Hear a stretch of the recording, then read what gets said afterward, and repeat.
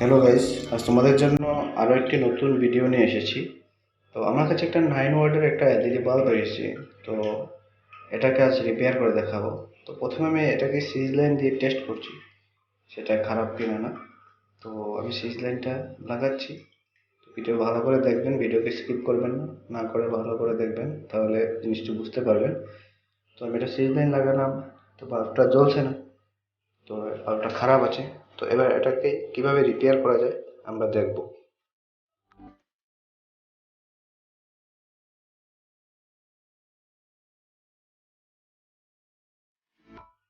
তো এবার আমি বাল্বের ডিফিউজারটা খুলে নিয়েছি। তো দেখতে পাচ্ছি যে এখানে একটি বাল্ব খারাপ হয়ে গেছে।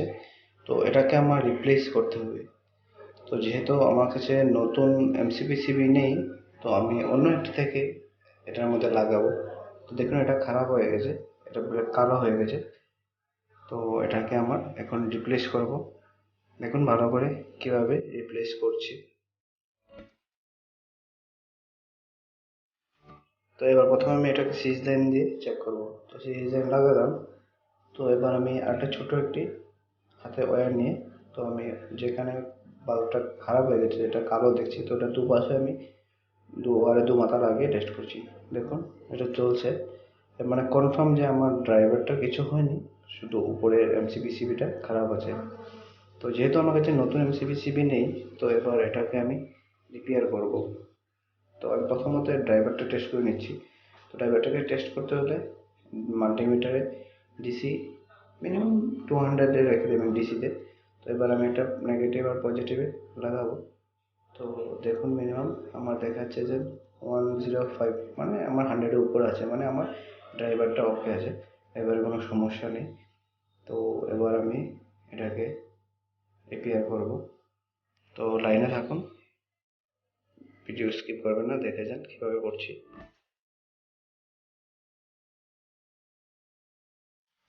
তো একটি ওয়্যার দিয়ে আমি এটাকে দুপাশে লাগিয়ে শর্ট করে নেব, কারণ ক্যাপাসিটরের মধ্যে চার্জ হয়ে থাকে, তো হাত দিলে অনেক সময় শক হতে পারে, তাই এটাকে একবার শর্ট করে নিতে হবে।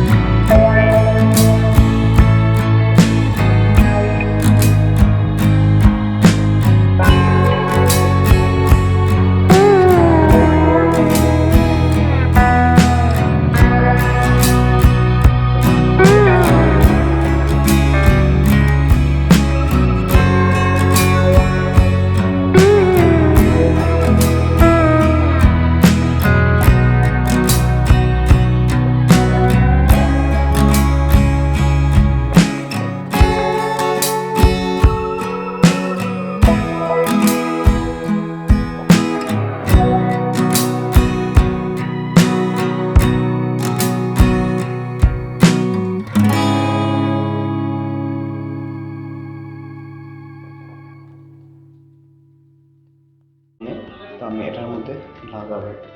তো আমি দেখুন কিভাবে রিমুভ।